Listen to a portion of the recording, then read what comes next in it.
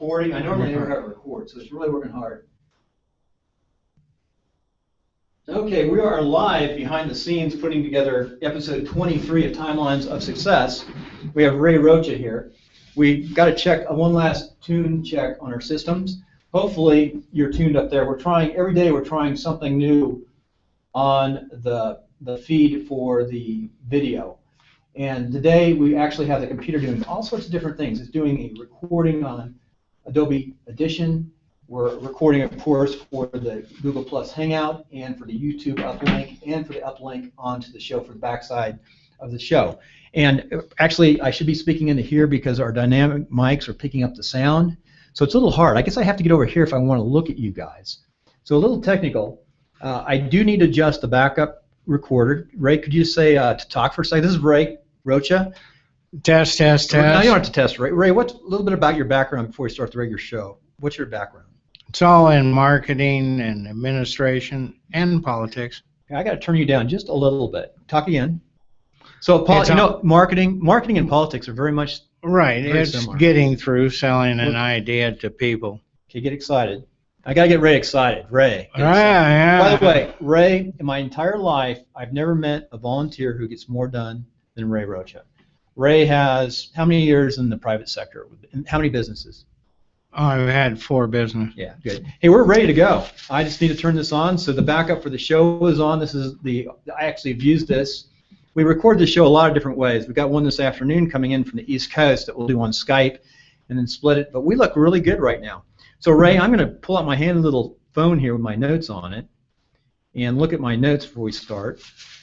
And I just make sure they're here because I couldn't print out a piece of paper this morning. We're in the Reno Collective. So I'm ready to start the show. So a couple of seconds of quiet. Ray, welcome to Timelines of Success. Thank you, Bill. Ray, a lot of things to talk about today in the first evolution. Stop. I'm going to start over. Ray, welcome to Timelines of Success. Thank you, Bill.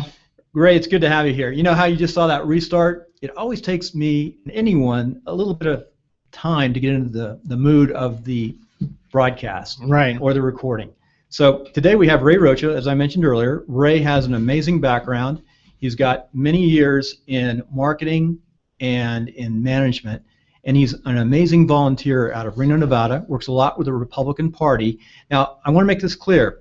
This show is nonpartisan. It's both Republicans and Democrats, different viewpoints. Everyone in this show is treated with equal respect. And that's one of the concepts I have with my show. Now, what we do politically is a different thing. When we do something in the Republican Party, whatever it might be, that's a different issue. And I happen to be, a full disclosure here, I happen to be a Republican. I was raised in Orange County, which is used to be the bastion of Republicanism as a kid. So that's what I am. And I was in the military, and a lot of guys in the military happen to lean towards the Republican Party. Now, it's not everybody, but a lot do. So I just want to make that disclosure. I've really never talked and don't like to talk about a lot of politics, but Ray is so connected in here with the community, with the Republican Party, I think it's going to come out. So Ray, I've talked too much. Tell me about your timeline and how you got to where you are today.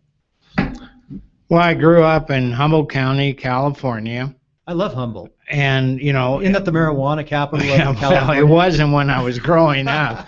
It's part of the Golden Triangle now. Right. Which, I used to do drug interdiction there when I was a National Guard pilot. Yeah. Well, when I was growing up, it was just normal working areas. And I grew up in Ferndale, California, which is a Victorian village. It's kind of a neat place, and I had to go back there in 2008, which I had been gone for years, to take care of my mother and put her in a care home. And she made it lived until she passed on in 2010, and we moved back to Sparks, Nevada in September. It'll be coming up on 2 years, September of 2012. So let me clarify that. You lived in Reno for a while, didn't you? Off and on since 1979. Wow. The first time we came up here, and we'd be here for a few years, and then I get transferred or take a new job, and we'd go back to Southern California most times in Orange County, because we lived several times in several times that we've lived in Laguna Hills. If you're watching on the rebroadcast, if you go timelines of success, you can see the whole show, how we make it. Yeah. I just took a piece of paper out of Ray's hands. He's learning. Yeah. This is different, isn't it? It's a little foreign being behind mics like this. Well, I've been on radio before. Right, but- you have, and you have a lot of experience. Plus, you're a great host at the Republican Men's Club, putting on a monthly luncheon, which takes a lot of effort and time. Great content, and it's really growing. I've seen you take this club over and really make a heck of a club out of it. Thank you. Now, Thank you. I want to say another disclosure. I don't want to talk a lot about myself. I'm talking too much. The only reason I'm in that club is because of you. Because Thank you. You are the best volunteer I've ever seen. I really didn't want to be in a men's club. I want to be in a men's and women's club of some sort because I Well, really I like need that to dynamic. need to clarify it. It is open. There's about 30% are women as associates. The only difference being is at this point they can't vote on issues or being on one of the 4 officers or on the board. Now this show is about you and positive things, but I want to touch about that a little later on. We'll maybe talk about some issues, not a lot, but it's about you. So you're back and forth between California and Nevada. You ever get into Las Vegas? Yeah, I lived 4 years in Las Vegas. So you were doing the marketing management business. Tell us more about your expertise. Your background. Kind of go back without going just chronologically. After growing up in Ferndale, I ended up at the University of Idaho in Moscow, Idaho, which is in northern Idaho, and then went to Boise, Idaho after I graduated in '65 and lived there until '77 for 12 years. At that time, I went into the manufactured housing industry with 3 different companies, the last being Fleetwood Enterprises, which sent me in '77 to Ohio to find out what was wrong with a plant in northern Ohio, which after a few months I discovered what was wrong, and we hit the winter of '78. Ray, can I stop you right there? That doesn't sound like marketing. So what type of work were you doing there? You're doing that type of work. Fleetwood's a good big company to work with. Oh, they were You learned huge. so much. But there was almost more the consulting background. I'd go in undercover as in sales and marketing position to find out what was wrong after a few months. So I guess to describe it, you'd call it I was a hatchet man. That's scary. I believe it too. He's Yeah. tough. Yeah. Ray is tough. Ray's discipline with the volunteers makes things happen here in Reno, Nevada. That's a compliment, Ray, Thank you. because you're unique. You're different. Yeah, He pushes okay. the edge. He gets volunteers to work. It's a really art to get volunteers produced at the level that you get them to Yeah. produce. In the beginning of '78, I had to fire the general manager and sales. They were all stealing, and that's the reason the plant wasn't doing well. So they sent me down to Florida where we had 3 plants, and my wife, we were there a year. We turned the plant around. In 6 to 7 months, and my wife was missing her children because I had been married before with no children, and she had 6. And was missing being in the West. So we asked for a transfer. I did. They sent me to corporate in Riverside, California, which I wasn't thrilled about. Is that where Fleetwood is out of? Fleetwood's corporate is in Riverside. Yeah, and people go into a little more detail about Fleetwood. They're a big company. They make manufactured homes. They are They're also RVs. And RVs. Oh yeah, RVs are well. They have 2 different divisions. And you know, Riverside after World War II they probably established sometime after World War II, I would guess. Yeah, Johnny Crane in the early '50s. What started. a time, yeah. He started out there, and I'm sure it was nice at one time when it was more rural, but it's very smoggy. You know, I don't think Riverside was ever real nice. I'm We had a not cabin sure. up in San Bernardino, and we Right. lived in Orange County on the coast. Right. We used to go through Riverside, San Bernardino, to our cabin. Up at Big Bear. And Yeah, and I also was in a lot of sports in high school, and we'd go into Riverside in those areas. The Inland Empire, there's a lot of homes there, but it's hot, dusty, and dry. Yeah. But you have a nice house, good quality of life, and there's a lot of new type of marketing that occurred in the 60s, 70s, and 80s, 90s. I'm not sure as much today because the dynamics are changing because of the new media, new way that we work. But Fleetwood was one of those core businesses that started in the 50s. Same time my family started a business out in Orange County. It was a great time in the United States to start a company, and they're a good company. Yeah, they were, and after we were there 6, 7, 8 months, we decided really didn't want to stay in Riverside County. And my wife had one of her sons was up here in Reno. We came to visit. We were impressed with Reno, and that was the first time in late '79 that we moved here. Now, did you leave corporate? Were you still with Fleetwood? No, I left Fleetwood, started doing some consulting projects on my own. Entrepreneur, solopreneur. Correct. From here, after about a year or so, I joined Williams Associates, which after a relatively short time bought an interest into and was one of 5 owners. We had about 130, 140 people out of Walnut Creek, California, and we dealt with small to mid-sized companies doing from $1 million up to $500 million. Was that a media company, marketing, media? No, consulting. It was management consulting. Oh, what management we consulting. did. Okay. Wow, I love it. Yeah, what we did is we would go into companies, a lot of them entrepreneurial, family type, that had growing pains or challenges with the family members, etc.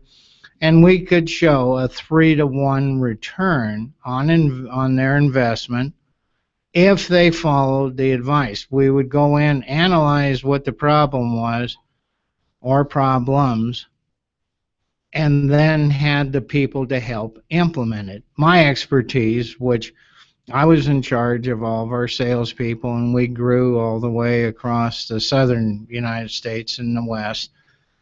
And I trained our salespeople, worked with them, and did some of the marketing projects for our clients.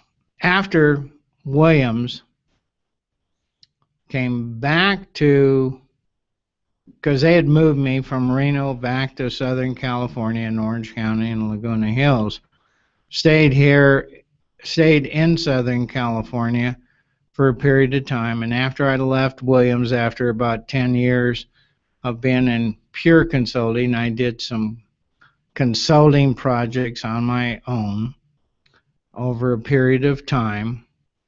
And during that time, we started one of our first companies, which was CNR, where we were selling a variety of products as a wholesaler to various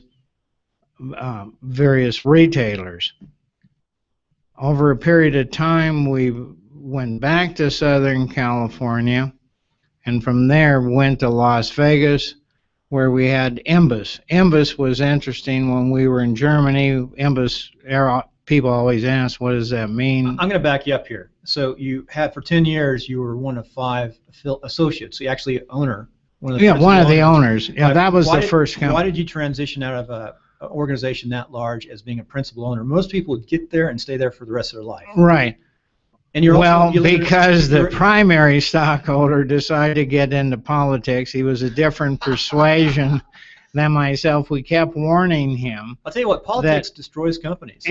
And we can talk about, he started dumping some of the money that we were making into his political campaigns, which he offended people. He happened to have been a Democrat. He offended Willie Brown, and he was running for the assembly. And several of us disagreed, so we left. You know, there's going to be a lesson. And eventually the company folded. There's a lesson we can talk about here, and I've seen this more than once. For some reason, I've had a passion for politics to make a difference. I think it started young. I ran for student body president and lost by 3 votes, 1,200 something to whatever in high school. Right. And then I got an appointment. And when I had a successful business running in design, build, construction, I ran for office. And I eventually won, but it was the worst thing I ever did for my business. So I would say, until you make your fortune or have your company completely running well and separate, stay out of politics. Now that's really hard, because what frustrates me is the politicians, they start at local levels and they evolve to national levels. And those politicians at all levels affect our lives. Kids die because of decisions the president makes. Yeah. When we go to war, our kids die. And that's a huge decision. It's so important. To me, politics is so important. It's something that you can't not just close your eyes to. But it's hell on your business. Excuse my language. We're a G-rated show, so. So, no, I agree. And I was just trying to think now where I went from there. Oh, Well, sorry about that, because that's such an important point. I definitely took you off your point. But we're back to Las Vegas, how we ended. Yeah, I'm going to do something real fast. We ended up in Las Vegas for 4 years, and we had a company called Imbus Marketing. And there we had almost 2,000 different products. 2,000 products. Yeah, it was marketing, different. But what we sold to were a lot of the strip center stores. Yeah. And convenience stores, etc. Specialty products. What years were those? Now you're making me go back. I'm trying to remember. Was 70s, 80s? No, it was in the 90s. 90s. If you were in the 80s, I guarantee you, my family's business in Orange County built a product that you probably sold there. They had a military side and they had a civilian side, and half their product went to Las Vegas. Yeah. They even did architectural design work for. What we did is a lot of the T-shirts. We had swimwear. Anything that was cast in plastics, you might have got through us. Yeah, we had food products, a variety of different things. That's a lot. From there, we ended up my wife had grown up in Idaho, and we went to Twin Falls, Idaho, which we had CNR and Imbus doing that, but I was doing, all along there, I was doing consulting projects too. Same company, it's your own business? What is it? Are you working for a company and then doing consulting on the side? No, I was doing some consulting projects, and then we had the company. By the time we got to Idaho, we had scaled way back from Las Vegas. And from there, we stayed 2 years, which is a nice area. However, it was a little too small for me, so we came back in '99 to Sparks, Nevada. And by then, I had gotten off the road because I had traveled a lot with the consulting and other businesses. Got off the road and was marketing manager with a company that did. It's fine. Stop. Remember. So this is a little side note here. I'll just edit this out of our regular show for the broadcast, but it still picks up in how we make the show. So that's okay. It's good. Just pause for a second. Just a second.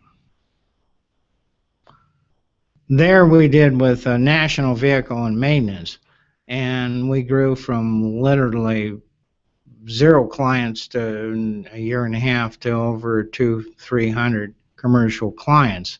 And I was in charge of marketing with that. From there,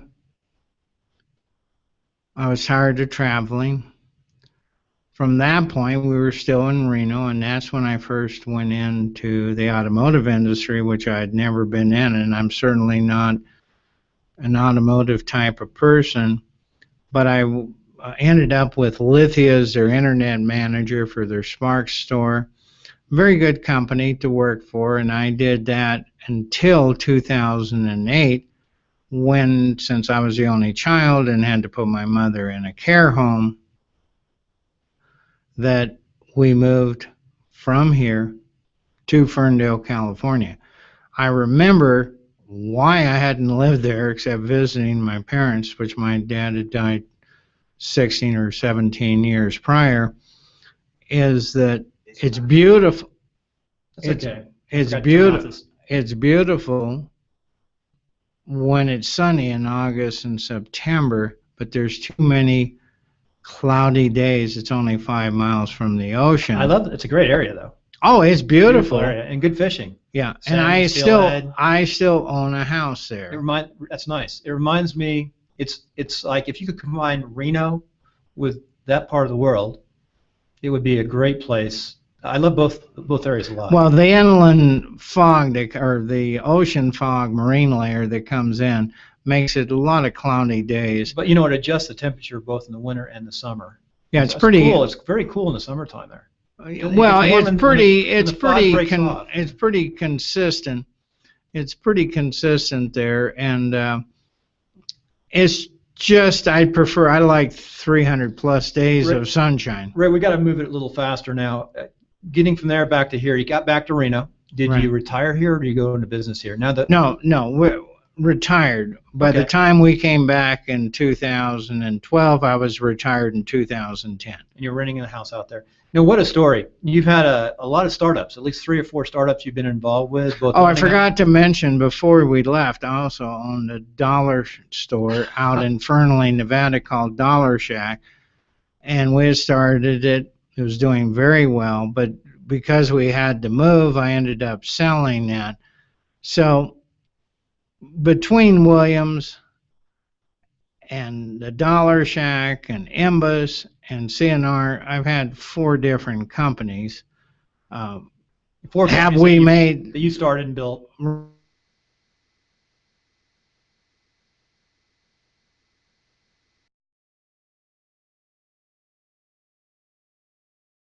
120? Independent contractors probably too, I'm guessing.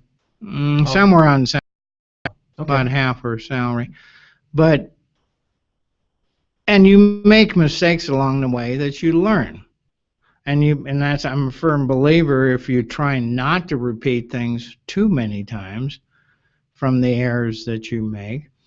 But people ask, how do you know so many different businesses? Well, with all the consulting projects, and by the way, 2 of my clients from the Central Valley became Small Businesses of the Year nationwide in the Wall Street Journal. And Who were they? One was Rosarita C. in Tulare, Okay. and the other was, it's been a while. Rosarita, are they They food make products? Mexican food products. Yeah, they're well known. Oh, yeah. Yeah, I know. Was I a think I know father John. and son. Yeah. Started out small, and by the time we got involved, they were up to 200. You go through plateaus up to 200 employees, and they needed help to go to the next Okay. steps. You have so much wisdom. I ask you some specific questions. I know All right. you're here, and we really didn't get to talk about your volunteer work. But what do you see are the most challenging parts of running a business, running a small company? Where do they go through where do they have to hit the hurdles? Well, there's plateaus, and most people, as we used to tell people, is they were a good salesman, engineer, whatever their expertise was, and that's why their company grew, when they first started. But then they start hitting plateaus that you have cash flow and accounting and organization and bringing family members into it. And that's where the problems start. I remember J.R. Simplot, which grew tremendously large company, and he had a 2nd grade education, and people asked, how did you become so successful? Because he also owns, at one time, a controlling interest in Micron up in Boise, Idaho, as well as Simplot Fertilizer. He must be very wealthy. And very wealthy. And they asked, how did you get so successful? And he would always tell people when I heard him speak, I decided a long time ago what I knew, and what I didn't know, which there was a lot I didn't know. I'd hire the best talent available to advise and run things for me. And that's where egos come into play. Too many business owners, and I've seen some that were successful at one point start failing as they grew because they couldn't give up control or decide, hey, you really are a good salesperson or marketer, but you're a terrible administrator or general manager. There's different types of management. What I've seen come out of the young military officers that I know a lot of them, my Right. classmates, they were excellent engineers. They went on to, when they started their own businesses like I did, I think we built great products and companies. But the hardest part was the overall management when you do payroll, cash flow, books, projection. Most people who came out of my environment, we had a budget that came from the military. So we never had to worry about money. Right. If we ran out of money, we just asked for more. Right. I hate to say that because at the end of the year they budget it off. You can usually get money towards the end of September to finish your projects because a lot of people didn't spend their money. So we were taught basically to spend all your money. This is true. The guys that come out of the military, the government background, is you get a budget, spend it all early, and run out of money. Right. But if you run out of money with a business, you're done. Unless you have a good line of credit. No, you got yeah. if you have a line of credit, you didn't run out of money. Right. That's one of the arts. I made a lot of money went through my design build construction company. If we didn't have a big line of credit, we couldn't run that company because the float time was maybe 90 to 100 to 120 days. We've got $100,000 going through a company. You need a line of credit of about $700,000. It's hard to explain because you need so many months of, we call it runway. You have to be able to go without cash for a period of time. That business can be any size. And you're the first person, and we're 23 today for interviews. You're the first person who's mentioned that, and specifically. Well, you've mentioned not the money, but you've mentioned the idea of hiring the very best people. Well, it's money and expertise. Because like I said, most entrepreneurs are good at computers today, or they're techies, or they're engineers, or they're salespeople. But that's where they should stay, most of them, and not have an ego and hire somebody that's a true CEO to run their companies as they grew. Or Right. the other problem with small, and I said we dealt with companies doing $1 million to $500 million, is a lot of more family businesses. And it's interesting. We used to have a seminar called SOB, and that stood for Son of the Boss. And you can go either way. There were some that their siblings probably couldn't even get a job, let alone be in charge of the company. But there was often the thing, the person that started it was hard to give up their control to their son, for example, that had gone to college, was totally trained with all the latest tools, but they still thought of him as a little kid and wouldn't let him do what needed to be done. Or the other thing, we used to like to tell stories and get a lot of the presidents and entrepreneurs laughing when we said it to open them up, because as consultants, anybody over 50 miles away is a bloody expert. But That's true. That's another element. yeah, That's, with in some Reno, consultants are terrible. In Reno, none of us are experts in Reno. Yeah. This is a closed, small, relatively small, isolated area because we've got to go to Sacramento. But you go into California, you can be an expert. Yeah. 45 million people over there. Well, And you travel a lot. The thing another is, kind of lost my train of thought. That's fine. But That's okay. the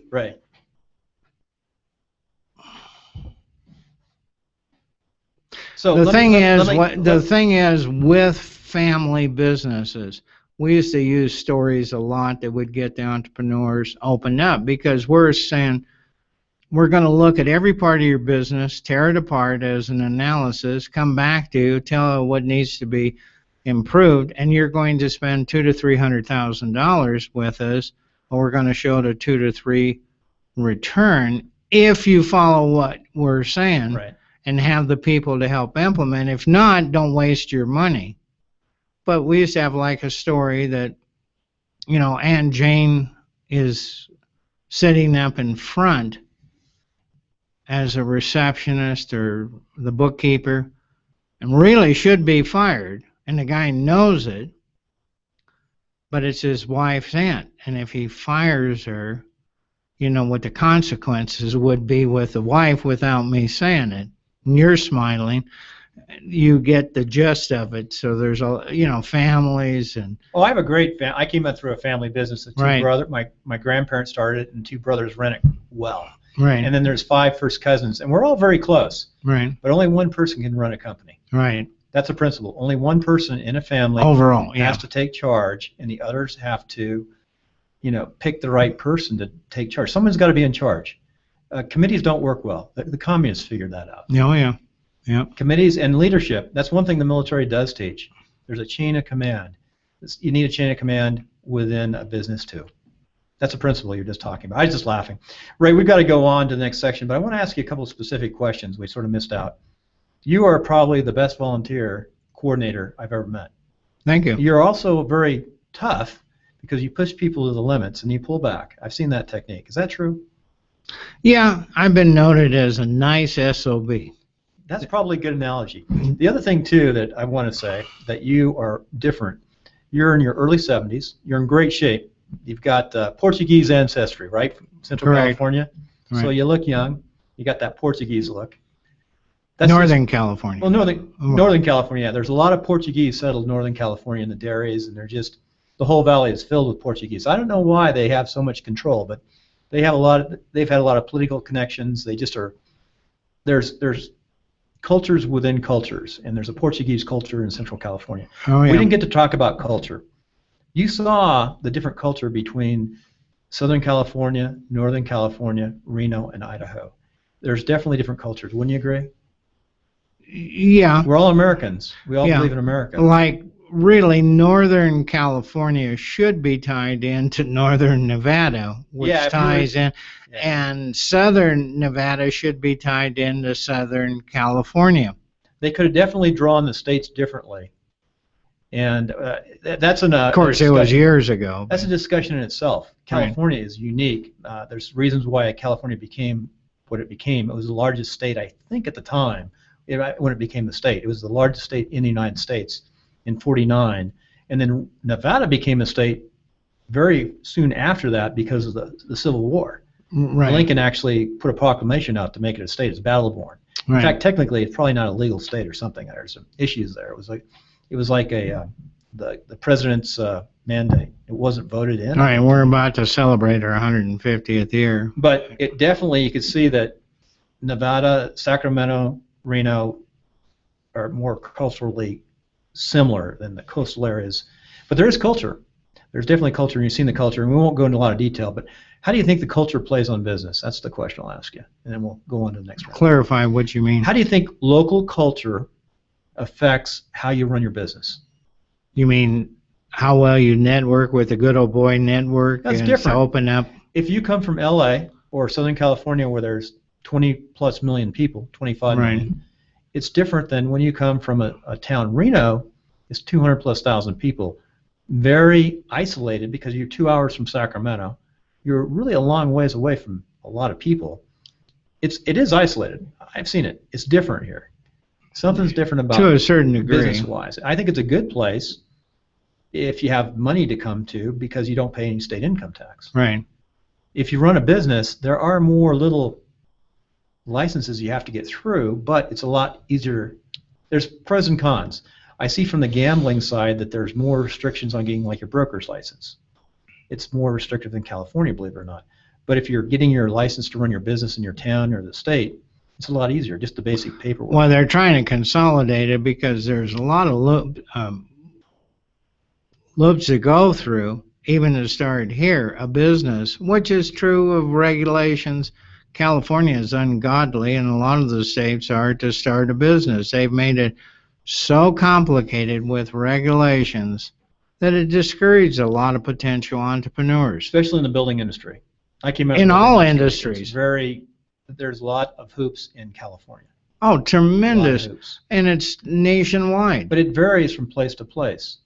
Boise, Idaho, where you came from, at one time there was only 2 inspections for a home. Yeah. Not long ago. It might still be that way. There's electrical inspection, and there's your plot plan layout. They don't even have. I think they might have a final. No, I think they have. Well, anyway, that's separate. It wasn't that long ago, but there's difference in culture. We don't really get into. You've had to seen that when you moved around. The culture within the communities. There's common principles. For example, in Southern California, from Friday on at noon, it basically shuts down. Freeway. Well, not just the freeway. The mentality of people is they deserve 2.5 days off. Even though there's some people who work Saturdays, I'm talking about the non-retail type of worker. Yeah, it started a 4.5 day business. Yeah. Because of commuting. They would work weird hours so they wouldn't have to get hooked onto the highways. And Friday they'd get out. The roads get crowded in Southern California after lunch on Friday. No, well, that's true. It takes twice as long. In Northern California too. Oh yeah, in the Bay Area it's horrible. Yeah, we're going to go on to the next area. I can think of other things that things have changed. Like in Southern California, there's a lot to do there, but it's expensive. But there's a lot to do here. But what we do here is more outdoors. Southern California, you can go to the beach, but the beach is crowded. Right. Here you can go 5-10 minutes away and you're in the mountains or on a trail or a river. Well, there's four areas here. You have the desert, you have the Truckee Meadows, you have the lakes, and you have the mountains. Like you can go out to Pyramid. Do I use all those? No, because my idea of a picnic is using paper napkins. So I didn't quite get that. But Ray, this show is sponsored by my wife's company, First Realty. I mean, that's the only sponsor it has, right. First Realty. So if you come here, look up Karen Conrad, First Realty, to buy your house or list your house. So since we're doing it in the collective, Reno Collective, and you're from all over, but primarily Reno, this is Sparks, Sparks and Reno, good.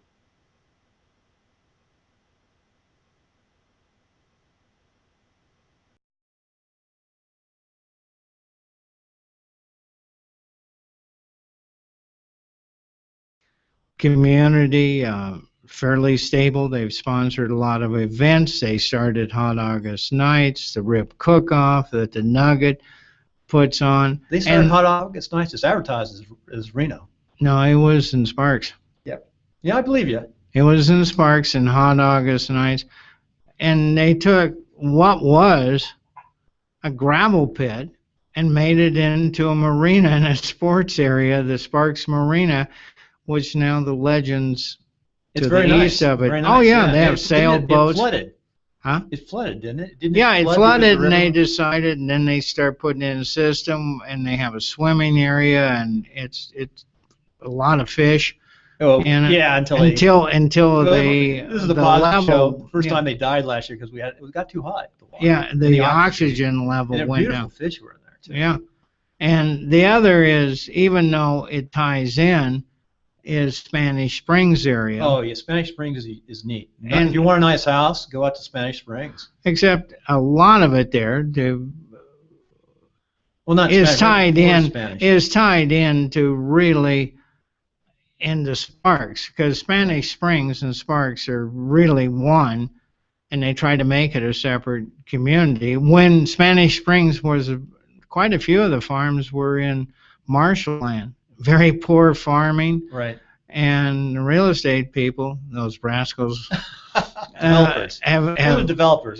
Developers. Yeah, those rascals took swampland and made it expensive, and went up to these dry hills and put houses up there. And built nice golf courses. Yeah. Before you get into Spanish Springs, off to the right, there's beautiful sites. It's desert though. It's really low mountain desert. Yeah. I like the other side. I like it's closer you get to California, you have more trees.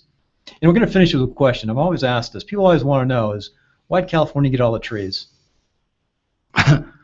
Well, because they're by the mountains. We're in the mountains too. I live at the foothills. We have some trees. You got to hike up the hill, and it's beautiful. It's like in the mountains behind where I live. But if you just go a little bit further into California, it's like all trees. It looks like whoever cut the line.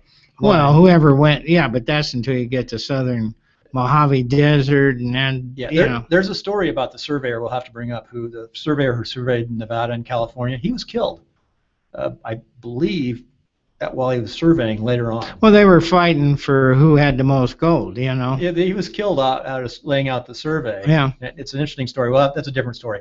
Well, anyway, I meant to ask you more about Reno and Sparks, but that's a good commercial. So let's go on. We're going to finish up. We're going to the second period, which will go pretty fast here. We went a little over in the first one. Second pause here. You can take a break. Normally I have this on a piece of paper. It takes me longer when I have to edit, when I take these breaks, because I have to listen to the sound. Here it is. So we're going to go, here we're ready to go for the bottom line up front. Okay, bottom line up front questions, Ray. The first question I always ask is, are you a Mac or PC? PC. PC. Now, do you know why I ask why are you a I Mac know or you're an PC? Apple. No, it's not that. It's a lot of people, younger people, when I ask, are you a Mac or PC? They say, why are you asking if I'm a Mac or PC? Because they never saw those commercials. The Mac is old now. It's been around for a while. Oh yeah. Remember when they said the Mac and the PC? Mm-hmm. So you're a PC. Why are you a PC? I just got used to the systems when I got, Yep. into computers back in '95. I got mixed feelings now. I used to be all Mac, all PC, Mm-hmm. and it was a struggle to get the Mac down. But now I love my Mac. I know. It grows I on know you. you promoted. No, it grows on you. I mean, I still like PCs in some aspects, but the more I use my Mac every day, the Mac works. It doesn't work exactly the same, but they do a lot of the same things. So anyway, things have changed. So you're a PC, and that's typical of somebody. You're about 70, right? You're in the early 71, 70s. yeah. And you're a little different for 70 because you actually understand technology and marketing and communications well. Yeah, I was on Skype when we were in California. I haven't been using it recently, but we've been at it. And I didn't realize it when we were in Las Vegas. We were in Las Vegas 92 to 96. It just occurred to me now the years, because about 95 I got my first computer and was on the internet at that time. And that was early on. Right. That's true. That was when we had DOS email. That's good. That was all DOS, still a lot of DOS. Windows was just coming in. Windows 3.0 or so. We get a little bit of Windows, but Mac was way ahead on the what you see, what you get type. And Bill system. Gates and Microsoft, yeah. But the PCs went out the engineering community and the lower cost computers. So here's the next question. That leads us to the next question. What is your favorite technology today?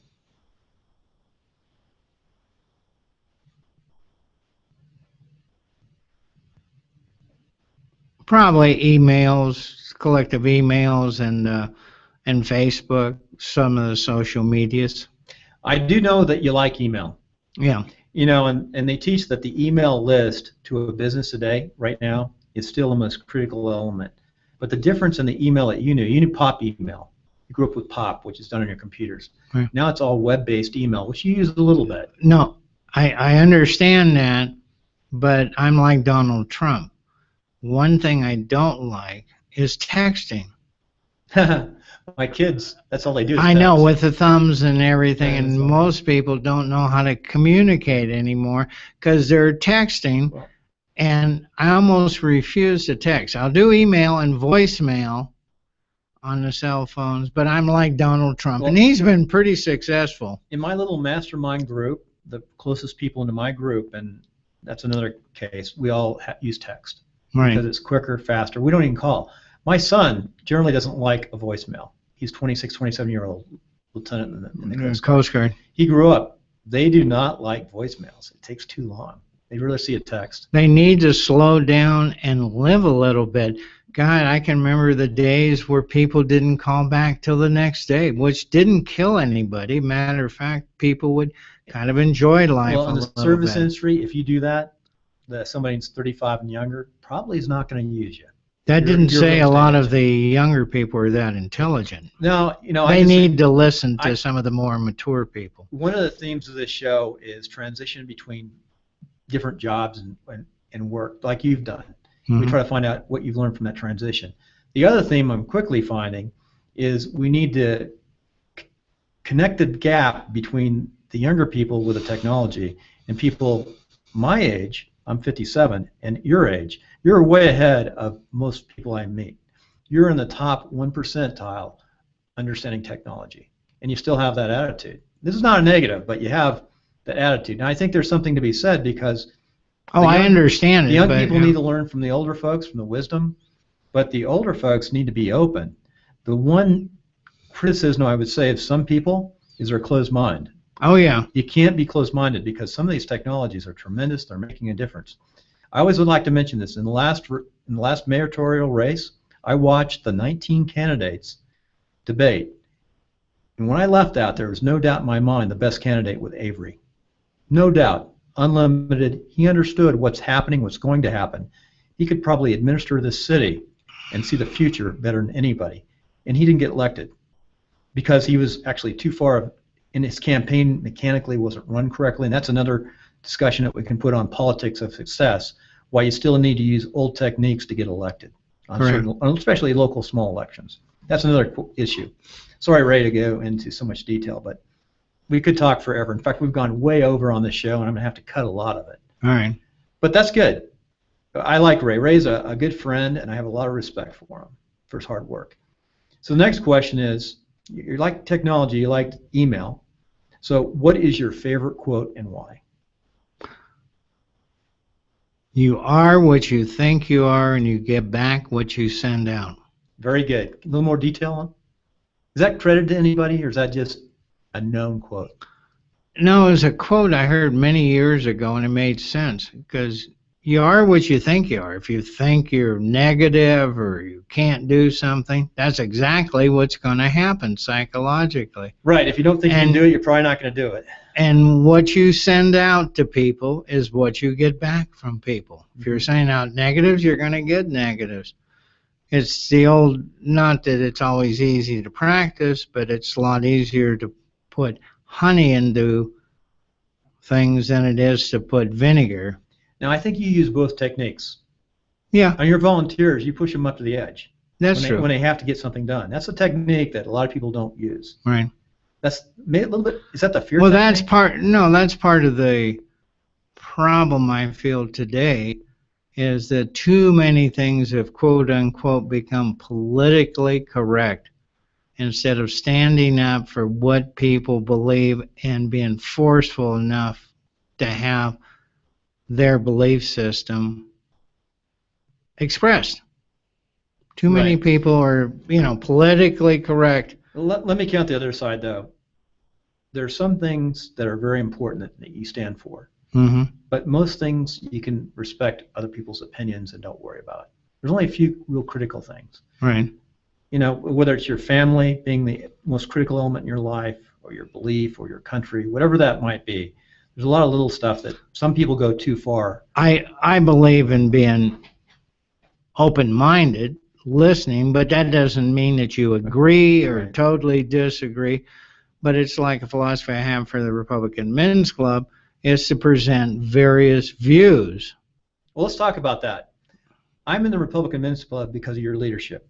You asked me to come in and volunteer, and the only reason we met is because I wanted to go back and finish my Toastmasters course. Correct. And I don't know how I found them, but I found the Toastmasters there because I guess I'm involved a little bit with politics and sort of politically linked Toastmasters. Right. A little commercial for that Toastmasters.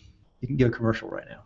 Well, I helped found about a year ago the Let's Talk Right, which we didn't even have a name at that time, Toastmasters, and it's politically oriented, and we hold our meetings at the local Republican offices. And we have Democrats in the group, quite a few Democrats. Yeah, there's two or three. I'm happy if we have Democrats. I want to be in a mix. But the whole idea, which a lot of people are afraid of Toastmasters, is that nothing's forced upon you. It just helps you not only speaking, but leadership, because the position, the president, etc., vice presidents change every 6 months, because that's the other element, is to teach leadership qualities. That's good. And anyway, Toastmasters is a good group. If you're thinking about running or just want to join a Toastmasters club, it's a good group to join. If you're thinking about running in 2 years from now from a local office to any office, you're doing yourself a disfavor by not getting into a Toastmasters group. And if you're going to get into one, you might as well get into ours, because we actually put the political spin on it, where you learn to do talking points, things of that nature. So that's our commercial for Toastmasters. I'm a big believer, along with Earl Nightingale. He was a big supporter of Toastmasters. And a lot of people in your generation came up through Toastmasters. There's other things other than Toastmasters there. There's new media that Toastmasters didn't have like we're doing now, which is also important. So next, what is your favorite book? Right now, currently, it's America by Dinesh D'Souza. Very good book. Tell us about the book. And I saw the movie, which I liked. It's basically showing a different view from the more liberal view, that everything is wrong with America, and that his premise is, what would the world be like without America? All the positive things that we've done.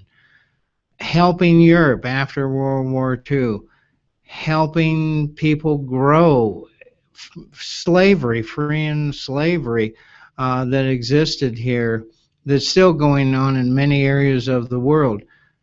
There's a very negative view by some elements that America is horrible. And he's trying to point out, look at all the good things that we've done. And it is, the good things far outweigh. And our founding fathers, not that they didn't have their errors or, their weaknesses, really were fairly intelligent by having three different branches of government and purposely making it difficult to pass something.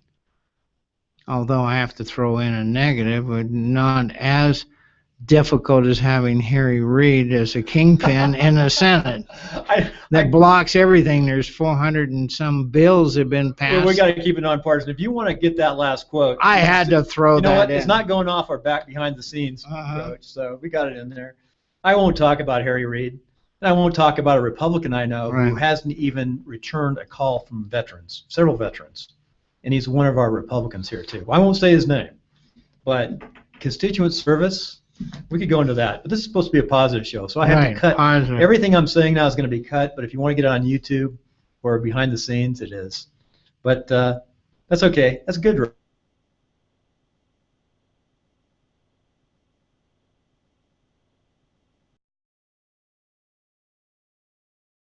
I love it. America, what a book. That's a good book. A good book, good concept. And the movie, there's the movie. In the movie, and it's true. Without the United States, where would we be today? Yeah. Look at all the money. We might be speaking German. And well, look at all the money that we spend rebuilding countries, being generous. How many countries have done that over history? And I've been part of that rebuilding. That's one of my secondaries, is working with USAID and moving money around the world to help people. Yeah.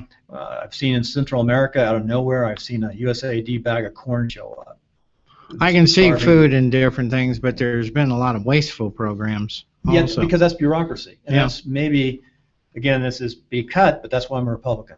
Because I believe that government should be small and effective, and empower people, not governments. That government is there to work for the people, not for the people who work for the government. Correct. And that's the bottom line. So anyway, that'll be cut from our show, but you can catch it on the Facebook. So finishing up, tying it together in the bottom line up front, what's the best advice you've ever received over your lifetime? Never give up. That's good. That's a good way. That's common. I'd say that's been the quote last week. It occurred a couple times. Never give up. There's always future. And that's the... And you're going to make mistakes, and you learn from your mistakes, but never give up. Yep, never give up. And I've made my share of mistakes, and hopefully I've learned from them. There's some other things I'd say, too. Never give up. Try to not run out of money, no matter what. Well, that helps, yeah. And the other thing is, don't jump on your sword unless it's absolutely have to. And jumping on your sword could be when you're running your business and you say something or do something that causes you to lose your job or destroy your company. You got to be real careful. There's times to jump on your sword when it's so critical or so important. Right. I've seen it in the military. I've seen it in the private sector. So those are two things I'd like to add to your never give up concept. But keep on going. Go forward. Never stop learning. No, you got to stop. You never stop learning, and you don't give up. That's two of the key things. I can tell you live by that mantra because of how you do and what you're doing now. Right. So in tying it all together, when you're not working as a volunteer, which you're a full-time volunteer coordinator and all the things that you do, you put a lot of hours in. I see at Toastmasters early in the morning at 6-ish, and they're late at night because they have 2 Toastmasters in one day, whether it's Republican Party, you put a lot of hours in. So you're not doing all this volunteer work. What do you like to do to relax and enjoy yourself? I like to work out, which I try to do 4 or 5 times a day. Or a week, I'm sorry. A day would be extreme. But sounds good to me. Work out. You can work out like little 5 minutes here. That's one of the main things. I like traveling. I enjoy traveling. I like seeing various areas of the world or the country.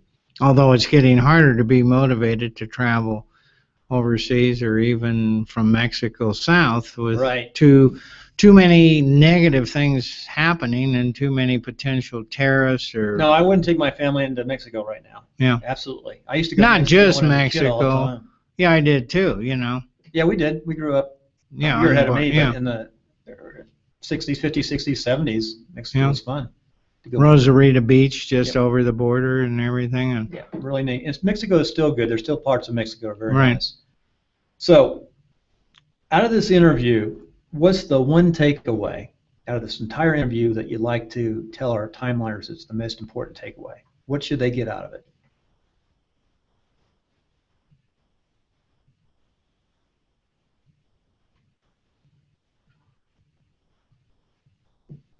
learn how to speak better and more relaxed. No, that's true. That's a skill set is Toastmasters, learn how to speak and communicate, right? So do you think communication is the takeaway? Always study communication. Well, we really didn't talk about that, but I could see that. It's a communication, two people just talking. Let me tell you a takeaway I see from you. You've done a lot of different things. You've started business. You've always taken care of your family. And you have a lot of stepkids that have been really your kids. I know that. Well, yeah. I mean, been married, yeah. It happens, but you've been married a long time. How long have you been married? I knew you were going to ask that. You can pause for a second. About 37 years. About 37 years? Yeah, I had to think. It's coming up August 24th. That's a long time. So well, since 1977, but I had been married prior and had no children. But you have the stepkids, I'm sure, like your kids. I know that. Yeah, I have. You have kids. The oldest one died a few years ago, but there's 5 stepchildren scattered. You've got a wonderful family, and I can tell that you've built businesses, you've moved around, but your family has always come first, at least in the 37 years that I can see. Right. For your mom, you've made decisions based on family, commitment, and balance. You've had a good life. You still have a lot of life in front of you. You're in good health. Hopefully. You speak well. Yeah. You got to give everyone a hard time. That's right. You got the Portuguese blood, too. There you go. Portuguese live to be pretty old. Yeah, my mother made it to 89. Yeah, Portuguese are tough people. Yeah. Did you come from the Azores? All of my relatives came from the Azores, but I'm kind of a unique position in Humboldt County. I'm 4th generation. Oh, I believe it. Yep, Humboldt. Fourth generation up there. My great-grandfather fortunately made money, went back to the Azores, lived very well, and his son said, hey, that looks pretty good, and which I never met any of them. Grandfather was very successful. And Azores is it's a different culture. There. It's definitely different unique. Culture than Portugal, from what I understand. We're going to pause for a second. I have another interview coming up. Hi, this is Bill Conrad. Hey, Jim, can I call you right back? I'm finishing up an interview. I'm running a little late. Wait, what time is it? It's like 11. What time is it? 22. Yeah. We're going on in 20 minutes, right? No, we can go at 3. We're going to go at 12. This is really behind the scenes, Ray. This will be cut out of the regular program. No, I know. I'm running late on my first show, but I'll call you at 12 o'clock, okay? No, was it change? No. This is a really good connection. If we can't use Skype, we'll use whatever connection we're on here. All right, thanks. Bye. That was the next show coming up. I know. You see, I love it because I put these up. I look so terrible on radio. No, we both have our shirts on. I got the First Realty, and you've got the RMC. We're marketing for. There's a point right there. We're marketing. Yeah. You know what? This is going to take me forever to edit. I don't like to go more than 35, 40 minutes. I know. We got an hour. There's so much. So let's finish up the show. All right, let's hurry. Tying it all together. Takeaway. Okay, how can we reach you? If someone wants to send you an email or get in contact with you. Really simple. NevadaRocha@yahoo.com. And I would say your Republican Men's Club site is another place they can reach you. They can leave a message there. We're going to put that site up, rmcnn.com, or you can go to rmc.club, or you can write out republicanmensclub.org. Right. So very good, Ray. I really enjoyed the show. I'm happy I got you on. We really need to get more people like you on the show so we can connect that younger generation with the mid-level to you're at the start of the. Maybe the youngsters will understand how to speak instead of just texting. I had to throw that in. We've got to be positive. What's one positive thought as we finish up? All right. What's a positive? Tell me a positive. Beautiful day out. Yeah, it's a beautiful day, and I'm going to go use our pool here in about an hour or two. You have a pool at your house? Or, There's two. oh, you live in an association, right? Well, yeah, I'm on the board of directors at Toscana, and we have indoor pool and jacuzzi and outdoor pool. A very nice facility with a gym and everything. Sounds nice. What? Tell me as we finish up. What's Toscana? Toscana is a gated community. It's part of DeAndrea. There's 480 homes Okay. in Toscana. Is it of all ages? No, it's 55 and up. It's a senior group. So that's why I haven't heard of it. Yeah. I've heard of it through you, but Yeah. I haven't heard. I've got kids. I'm still Oh, in the kid right. Yeah. generation. And you have to be 50. See, you'd qualify. Yeah, but I have kids. They're 14. But, right, that would disqualify you. Right. 12 and 14. I at 55. Anyway, thanks, Ray. Appreciate it. All right, Wonderful thank you. show. All right. Ray, that was normally you're going to kill me. You know what? I have to review. I have to edit 5 shows before Wednesday. All right. It's going to take me 3 times as long to edit this because it's Well, you so kept friggin' long. asking stuff, and I was terrible. I looked terrible No, on you're not TV. terrible. You're good. You know what? We're going to put this up too. I Hey, saw- bye. Not, Have a bye. good day.